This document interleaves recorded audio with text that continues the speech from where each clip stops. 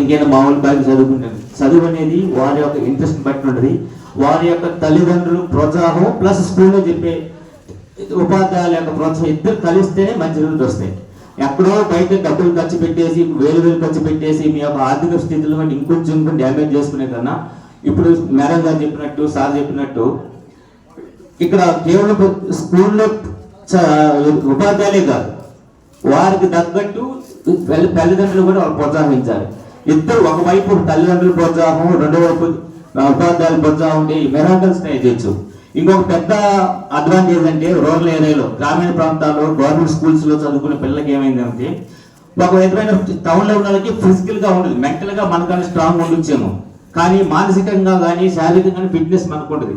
ఎవరు కూడా మేము గవర్నమెంట్ స్కూల్ చదువుకున్నాం, పల్లెల్లో ఉంటున్నాము, లేకపోతే ఇంక మా తల్లిదండ్రులు బాగాలేదు, మా వస్తువులు బాగాలేనుకోవాల్సిన పని లేదండి. మన యొక్క ఇప్పుడు ఈ స్టేజ్ నుంచి ఉన్నత స్థితికి పోవాలంటే ఇదే కరెక్ట్ మార్గం. సో మీరు తల్లిదండ్రులైనా ఉపాధ్యాయులైనా పిల్లల పట్ల ఎందుకు కఠినం కొట్టారంటే వారి యొక్క క్రమశిక్షణలో పెట్టడం కోసం చేస్తుంటారు. సో సార్ చెప్పినట్టు ఎవరు ఫెయిల్ కావాల్సిన పని లేదు, ఖచ్చితంగా కనిపిస్తారు. ఈ వయసులో తెలియని వయసులో టీనేజ్ లో వాళ్ళ యొక్క శారీరక మార్పులు వచ్చిన చాలా అలర్గా ఉంటారు.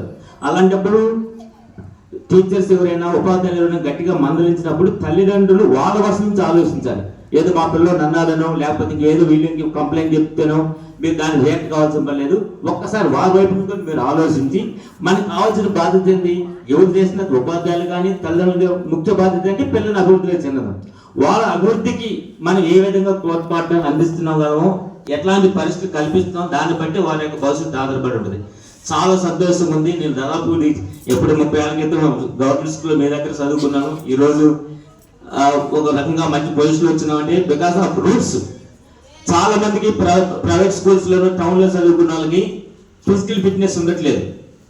అసలు 1 కిలోమీటర్ 2 కిలోమీటర్ నడవలేని పరిస్థితి వస్తుంది. మెంటల్ పవర్ ఉండొచ్చు కాక రూరల్ ప్రాంతంలో గ్రామీణ ప్రాంతాల్లో గవర్నమెంట్ స్కూల్లో చదువుకున్న పిల్లలే అల్టిమేట్ గా ఎక్కడికైనా సాధిస్తారు. దానికి ప్రూఫ్స్ కూడా ఉన్నాయి.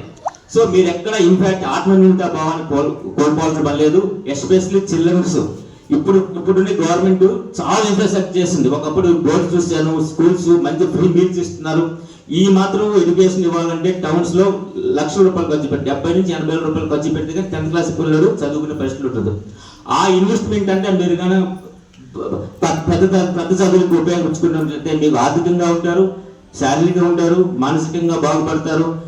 ఇట్లాగే మీరు ముందుకు పోతారు. సో ప్రతి పిల్లలకి కానీ తల్లిదండ్రులకు ఒక గోల్ ఉండాలి. పిల్లలకు ఉండాలి, పెద్దలకు ఉండాలి. మా పిల్లల్ని ఏం చేయించాలనుకుంటున్నాం, ఏం చదివించాలనుకుంటున్నాం, వాళ్ళ దగ్గర ప్లాన్ చేసుకోవచ్చు.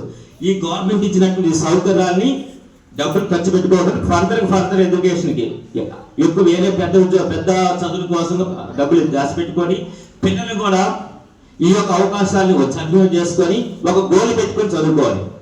ఇప్పుడు for example last year first mark school first ఇవ్వచ్చు, దానికన్నా కనీసం 1 మార్క్ అయినా మనం ముందు తెచ్చుకోవాలని ఒక కాన్సెప్ట్ ఛాలెంజ్ గా చదువుకుంటే చాలా సంతోషం. ప్రతి దానికి ఒక గోల్ ఉండాలి. ఆ గోల్ అచీవ్ చేసుకోవడం కోసం మన ప్లాన్ ప్రకారం చేసుకుంటే ఖచ్చితంగా ఎవరు కూడా ప్రతి ఒక్కరు కూడా సక్సెస్ సాధిస్తారు. నేను మా స్కూల్ తరఫున సాధిస్తున్నాను. ఇప్పుడు లాస్ట్ ఇయర్ ఎవరైతే ఎన్ని మార్కులు తెచ్చుకున్నారో వాళ్ళకన్నా ఎవరైతే 1 మార్క్ తెచ్చుకున్నారో వాళ్ళకి 5,000 రూపీస్ మా తరఫున మా సహాయం పక్కన పంపిస్తున్నాను. ఇది ఛాలెంజ్. ఇది ఒక ట్రిప్ కాదు. ఇప్పుడు మేము ఒక పెన్ను అమ్మా నాన్న ఒక పెన్ను కొనిచ్చుకుంటే అది మామూలు అయిపోద్ది. అదే పెన్ను ఇక్కడ సభాముఖం వచ్చేసి మీ హెచ్ఎం గారి చేతుల మీద తీసుకుంటే ఎంతో ఇన్స్పిరేషన్ వస్తుంది, మోటివేషన్ వస్తుంది. అది ఆ ప్రోత్సాహం కావాలి. సో నేను ఇప్పుడు మళ్ళా చెప్తున్నాను, ఈ స్కూల్ ఇక్కడ ఈ సంవత్సరం లాస్ట్ ఇయర్ మార్క్ ని బీట్ చేయాలి. ఛాలెంజా 10th క్లాస్ ఉన్నారు ఇక్కడ ఒకసారి హ్యాండ్ రైజ్ దర్శన ఒప్పుకుంటే ఎలా ఛాలెంజ్ లాస్ట్ ఇయర్ మార్కుల కన్నా మనం 1 మార్క్ అయినా క్రాస్ చేయాలి. Okay, anyway thank you madam, నాకు ఈ అవకాశం ఇచ్చినందుకు. అందరూ బాగుండాలి, అందులో మీరు ఉండాలి, అందరూ ఉండాలి.